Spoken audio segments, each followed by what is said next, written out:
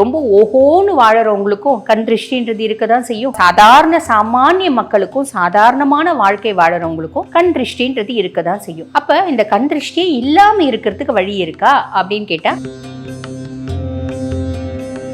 அதாவது நின்னா ஒம்பலு, நடந்தா ஒம்பலு, நின்னா ஆவறதில்ல, நடந்தா ஆவறதில்ல, இப்படி எல்லாரும் ஃபேஸ் பண்ணக்கூடிய ஒரு விஷயம் தான். அதாவது ஒரு வார்த்தை சொல்லுவாங்க பாத்தீங்களா, வாழ்ந்தாலும் பொறுக்காது, தாழ்ந்தாலும் பொறுக்காது, அதுதான் உலகம் அப்படிம்பாங்க. இது ஒரு நிதர்சனமான வார்த்தைங்க. சரி, இப்ப ஒன்றும் இல்லை, நம்ம ஒரு சாதாரண ஒரு வேலை செய்கிறோம், ஒரு ஆஃபீஸ்க்கு போகிறோம், ஒரு புதுசாக ட்ரெஸ்ஸை அப்பப்போ நல்ல நீட்டாக ட்ரெஸ் போட்டுட்டு போனாலே கூட இருக்க கொலீக்ஸ்க்கு பிடிக்கிறது இல்லை.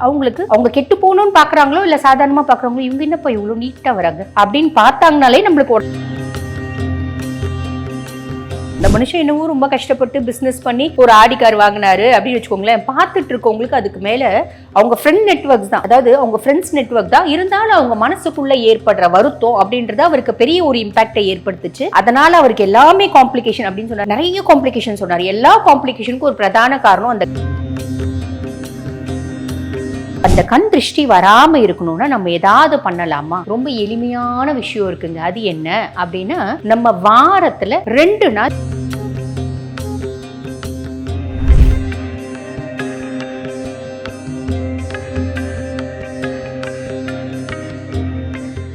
ரியல் ஒன் ஆன்மீக நேயர்களுக்கு வணக்கம். நான் டாக்டர் தீபா லாலன். இன்னைக்கு நம்ம என்ன டாபிக் பத்தி டிஸ்கஸ் பண்ண போறோம் அப்படின்னா, ஒருத்தவங்களுக்கு, ஒரு குடும்பத்துக்கு இல்ல ஒரு தனிப்பட்ட நபருக்கு கண் திருஷ்டி இருக்கு அப்படின்னா அதை எப்படி கண்டுபிடிக்கிறது, அதே மாதிரி கண் திருஷ்டி இருக்கு அப்படின்னா அதை எப்படி நிவர்த்தி பண்றது. இது பாருங்க, இந்த கண் திருஷ்டி அப்படின்றது இல்லாதவங்களே கிடையாதுங்க. ரொம்ப ஓஹோன்னு வாழறவங்களுக்கும் கண் திருஷ்டின்றது இருக்கதான் செய்யும்.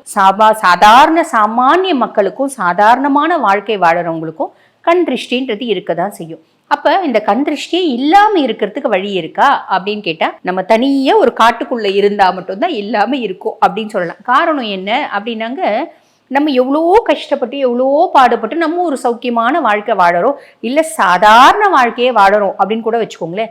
எதிர் வீடு, பக்கத்து வீடு, பின்னாடி வீடு, யாரும் நம்மள அப்பதான் புதுசாக பார்ப்பாங்க. நம்ம ஒரு பளிர்ன ட்ரெஸ் போட்டுருந்தா கூட, பளிச்சுன்னு ட்ரெஸ் போட்டு கூட வச்சுக்கோங்களேன், இவங்களுக்குலாம் என்னப்பா பளிச்சுன்னு போட்டுங்கிறாங்கப்பா, நம்மளாம் எவ்வளோ கஷ்டப்படுறோம். நம்ம சாப்பிட்றதுக்கு ஒரு 2 கவரில் ஏதோ ஒரு ஸ்நாக்ஸ் வாங்கியிருந்தா இவங்க பாரு முட்டையே வாங்கிட்டு வராங்க, நம்ம என்னமோ சின்ன கவரில் தாங்க 2 வாங்கிட்டு வருவோம், முட்டையே வாங்கிட்டு வராங்கப்பா அப்படின்ற மாதிரி. அதாவது நின்னா ஒம்பலு, நடந்தா ஒம்பலு, நின்னா ஆவறதில்ல, நடந்தா ஆவறதில்ல, இப்படி எல்லாரும் ஃபேஸ் பண்ணக்கூடிய ஒரு விஷயம் தான். அதாவது ஒரு வார்த்தை சொல்லுவாங்க பார்த்தீங்களா, வாழ்ந்தாலும் பொறுக்காது, தாழ்ந்தாலும் பொறுக்காது, அதுதான் உலகம் அப்படிம்பாங்க. இது ஒரு நிதர்சனமான வார்த்தைங்க. சரி, இப்போ ஒன்றும் இல்லை, நம்ம ஒரு சாதாரண ஒரு வேலை செய்கிறோம், ஒரு ஆஃபீஸ்க்கு போகிறோம், ஒரு புதுசாக ட்ரெஸ்ஸை அப்பப்போ நல்ல நீட்டாக ட்ரெஸ் போட்டுட்டு போனாலே கூட இருக்க கொலீக்ஸ்க்கு பிடிக்கிறது இல்லை.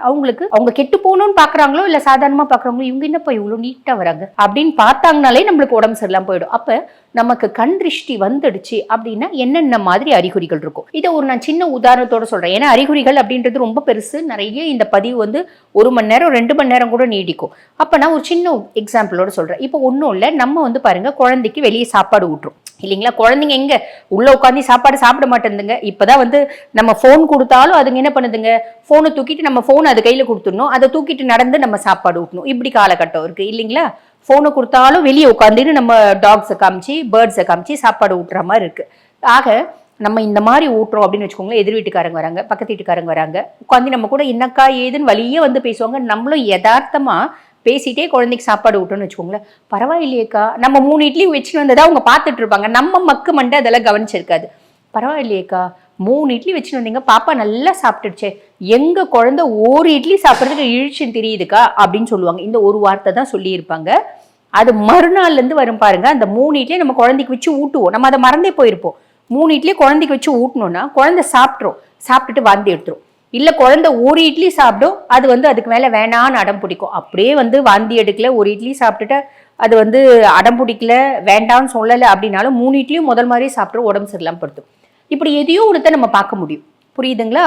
ஸோ இது ஒரு எக்ஸாம்பிள். இன்னொரு எக்ஸாம்பிள், என்கிட்ட ஒரு கிளைண்ட் இருந்தாங்க. அவங்க சொன்னாங்க, மேடம் ஏறக்குறைய ஒரு 20 நாளா மேடம் தொட்டதெல்லாம் நஷ்டம் ஆகுது அப்படின்னாங்க. 20 நாளுக்கு முன்னாடி என்ன செஞ்சீங்க அப்படின்னு. இது ரொம்ப காமெடியா இருக்கும், ஆனா பாருங்க எவ்வளவு பெரிய விஷயம் அப்படின்னு. அதாவது 20 நாளுக்கு முன்னாடி என்ன செஞ்சீங்க அப்படின்னா, அந்த கிளைண்ட் சொன்னாங்க, மேடம் நாங்க ஆடி கார் வாங்கியிருந்தேன், ஆடி கார் வாங்கினேன், என்னோட ஸ்டேட்டஸ்ல வச்சிருந்தேன். அந்த ஸ்டேட்டஸ்ல வச்சது எவ்வளவு பேர் சார் ஸ்டேட்டஸை பார்த்தாங்க அப்படின்னா, எனக்கு வந்து ஃப்ரெண்ட்ஸ் நெட்வொர்க் வந்து ரொம்ப ஜாஸ்தி. இந்த மாதிரி 3-4 கிளைண்ட் என்கிட்ட சொல்லியிருக்காங்க, எனக்கு ஃப்ரெண்ட்ஸ் நெட்வொர்க் ரொம்ப ஜாஸ்தி மேடம். ஏறக்குறைய ஒரு 150 பேருக்கு மேல அதை பார்த்துட்டு நிறைய பேர் வந்து எனக்கு வந்து அந்த லைக் சிம்பிள், அந்த லைக் மாதிரி லவ் மாதிரி போடுவாங்களே, அதெல்லாம் அமிச்சாங்க அப்படின்னு சொன்னாரு. சரிங்க சார், ஒன்றும் பிரச்சனை இல்லை, அப்பத்துலேருந்தே எனக்கு காம்ப்ளிகேஷன் மேடம் அப்படின்னாரு. ரொம்ப சிம்பிள் சார், நான் ஆடிக்காரை வித்துட்டேன்னு ஒரு ஸ்டேட்டஸ் போடுங்க, ஒரு அழறா மாதிரி ஒரு இது பொம்மை போட்டு ஆடிக்காரை வித்துட்டேன்னு. இல்லை மேடம் நான் விற்கலன்னு, சும்மா போடுங்க சார், போட்டு தான் பாருங்க அப்படின்னு அவர் போட்டாருங்க. அதுலேருந்து ஒரு வாரத்தில் வந்து பார்த்தீங்கன்னா, மேடம் பிரச்சனை எல்லாமே எனக்கு சார்ட் அவுட் ஆயிடுச்சு மேடம், எந்த பிரச்சனையும் இல்லை, பழையபடி நான் ஹாப்பியாக இருக்கேன்னாரு. இதெல்லாம் வந்து பாருங்க ஒரு சாதாரண விஷயம். அந்த மனுஷன் என்னவோ ரொம்ப கஷ்டப்பட்டு பிஸ்னஸ் பண்ணி ஒரு ஆடிக்கார் வாங்கினாரு அப்படின்னு வச்சுக்கோங்களேன். பார்த்துட்டு இருக்கவங்களுக்கு அதுக்கு மேலே அவங்க ஃப்ரெண்ட் நெட்வொர்க்ஸ் தான், அதாவது அவங்க ஃப்ரெண்ட்ஸ் நெட்வொர்க் தான், இருந்தாலும் அவங்க மனசுக்குள்ளே ஏற்படுற வருத்தம் அப்படின்றது அவருக்கு பெரிய ஒரு இம்பாக்டை ஏற்படுத்துச்சு. அதனால அவருக்கு எல்லாமே காம்ப்ளிகேஷன் அப்படின்னு சொன்னார். நிறைய விஷயம் ஷேர் பண்ணாரு, பட் இருந்தாலும் அதை ஷார்ட்டாக நான் உங்களுக்கு சொல்கிறேன். நிறைய காம்ப்ளிகேஷன் சொன்னார். எல்லா காம்ப்ளிகேஷனுக்கும் ஒரு பிரதான காரணம் அந்த கண் திருஷ்டி அப்படின்றது தான். 2 எக்ஸாம்பிள் சொல்லியிருக்கேன், உங்களுக்கு புரியும்னு நினைக்கிறேன். சரி, இப்போ இந்த கண் திருஷ்டி வந்துச்சுன்னா என்னென்ன வரும்? இந்த மாதிரி நிறைய வரும். ஒரு நம்ம வந்து பாருங்க ஃப்ரீக்வெண்ட்டாக கண் திருஷ்டி பதிவு போடலாம். சரி, இப்போ இந்த கண் திருஷ்டி வருது அப்படின்னும் போது இந்த மாதிரி நிறைய விஷயங்கள் வருது. தொழிலில் வந்து பார்த்தீங்கன்னா பிஸ்னஸ் பார்ட்னர்ஸோட காம்ப்ளிகேஷன், குடும்பத்தில் காம்ப்ளிகேஷன், உடம்பு சரியில்லாமல் போனது, மனசு நிம்மதி இல்லாமல் போனது, இவர் நிறைய சொன்னார். தூக்கம் இல்லாமல் போனது, இந்த மாதிரி நிறைய விஷயம் அவர் சொன்னார். சரிங்களா? அந்த ஸ்டேட்டஸ் மாற்றி போட்டவுடனே ஒரே வாரத்தில் அது எல்லாமே சரியாக போச்சு. இப்போ அந்த கண் திருஷ்டி அப்படின்றது இவ்வளோ விஷயத்த செய்யுது. சரி, அப்போ அந்த கண் திருஷ்டி வராமல் இருக்கணும்னா நம்ம ஏதாவது பண்ணலாமா? ரொம்ப எளிமையான விஷயம் இருக்குங்க. அது என்ன அப்படின்னா, நம்ம வாரத்தில் 2 நாள் சாம்பிராணி அப்படின்றது வீட்டுக்கு போட்டுக்கோங்க. வீட்டில் 5 பேர் இருக்கீங்களா, 5 பேரையும் ஒன்றா உட்கார வச்சுடுங்க. கிழக்கு பார்த்தா மாதிரி உட்கார வச்சுடுங்க. தலைவாசலுக்கு வெளியே வைக்கக்கூடாது. அதாவது தலைவாசலுக்கு உள்ள உட்கார வச்சு ஹாலில் உட்கார வச்சுடுங்க, கிழக்கு பார்த்தா மாதிரி. சாம்பிராணி எடுத்துக்கோங்க. சாம்பிராணியில் வந்து பார்த்துங்க, இந்த நாயுருவி இருக்கு பார்த்தீங்களா, அந்த நாயுருவினோட வேறு, ஓகேங்களா, அந்த வேறு, அதே மாதிரி குப்பமேனி தழையினோட வேர், இதெல்லாம் வந்து பாருங்க முன்னாலே நம்ம கும்பிட்டுட்டு அந்த குப்பமேனி தழையை வந்து பார்த்தீங்கன்னா கட் பண்ணி அதனோட வேரை கட் பண்ணி வச்சுக்கலாம். நாயுருவி செடியினோட செடியினோட வேர் கிடைக்கல அப்படின்னா நாயுருவி செடியினோட அந்த இதுவே கிளையே, நாயுருவி செடியே எடுத்துக்கோங்க. இவ்வளோ ரெண்டு பீஸ் கட் பண்ணிக்கோங்க, எடுத்து வச்சுக்கோங்க. அதுக்கப்புறம் வந்து பார்த்தீங்கன்னா வெண்கடுகு அப்படின்னு நாட்டு மருந்து கடையில் கேளுங்க, கிடைக்கும். அந்த வெண்கடுகு வாங்கி வச்சுக்கோங்க. ரொம்ப எளிமையான விஷயம் என்னன்னா, சாம்பிராணி தூள் போட்டுக்கோங்க. சாம்பிராணி தூள் போட்டு அதில் அந்த நாயுருவி வேறுனா பெஸ்ட்டு, இல்லைன்னா நாயுருவி செடி ரெண்டு துண்டு கட் பண்ணி காய வச்சுக்கோங்க. அதை வந்து பார்த்தீங்கன்னா நம்ம வந்து புட்டு அதில் போட்டுக்கலாம். அது பெருசாக எரியாது, லைட்டாக புகையும். அது கூட வந்து பார்த்தீங்கன்னா இந்த வெண்கடுகு போட்டுக்கணும்.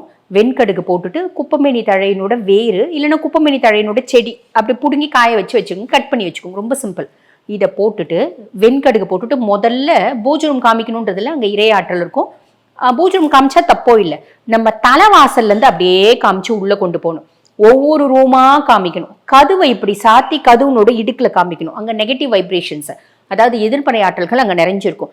கதவு எப்படி இருக்குன்னா கதவை சாத்திட்டு அந்த கேப்பில் காமிங்க. ஒரு ரூமா மொத்தத்தையும் பாத்ரூமும் கிளீனாக காமிச்சிட்டு வந்து நம்ம வீட்டு மக்கள் உட்கார்ந்துட்டு இருக்காங்க பார்த்தீங்களா, நம்மளுக்கு 2 பையன் இருக்குது, 2 பொண்ணு இருக்குது, கணவன், 5 பேர் உட்கார வச்சுட்டு கிழக்கு பார்த்த மாதிரி உட்கார வச்சுட்டு அவங்கள 3 சுற்றி இப்படி சுற்றிடுங்க.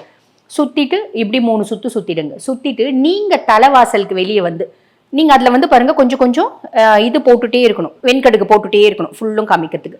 தலைவாசல் வெளியே வந்து உங்களை இப்படி நேராக இப்படி சுற்றிட்டு, இப்படி சுற்றலாம், உங்களுக்கு முடியும்னா இப்படி சுற்றிக்கோங்க, இல்லைன்னா நேராக உங்களுக்கு இப்படி கால்லேருந்து தலை வரைக்கும் மேலே இறக்கும், மேலே இறக்கும், மேலே இறக்கும், இந்த மாதிரி 3 முறை காமிச்சிட்டு கொண்டு போயிட்டு வெளியே கொட்டிடுங்க. எளிமையான விஷயம். இதை நீங்கள் வந்து வாரத்தில் 2 நாள் பண்ணுங்கள். எங்களுக்கு 2 நாள் பண்ணுறதுக்கு நேரம் இல்லைம்மா, ரொம்ப எளிமையான விஷயம். ஞாயிற்றுக்கிழமை குழந்தைங்கள்லாம் வீட்டில் இருப்பாங்க, நம்மளும் வீட்டில் இருப்போம். ஞாயிற்றுக்கிழமை நம்ம லீவ் விட்டுடுறோம் இல்லைங்களா, அந்த ஞாயிற்றுக்கிழமை நம்ம பீச்சுக்கு போவோம், பார்க்கு போவோம், வெளியே போய் பிரியாணி சாப்பிட போவோம், எல்லாம் ரைட்டு பண்ணுங்க, சந்தோஷம். கஷ்டப்பட்டு உழைக்கிறது நம்ம குடும்பத்தோட சந்தோஷமா இருக்கிறதுக்கு தான். 5 நிமிஷம் நேரம் ஒதுக்கி இது பண்ணுங்க. இதுக்கு எப்பம்மா பண்ணலாம்? நேரம் காலம் உண்டா? நேரம் காலம் எதுவுமே இல்லைம்மா. ஊரே அடங்கின பின்னாடி 11 மணிக்கு கூட நீங்கள் வெளியெல்லாம் சுற்றிட்டு வந்து கூட நீங்கள் பண்ணிக்கோங்கம்மா. உங்கள் வாழ்க்கை ரொம்ப சந்தோஷமாக அமையும். வாழ்த்துக்கள்.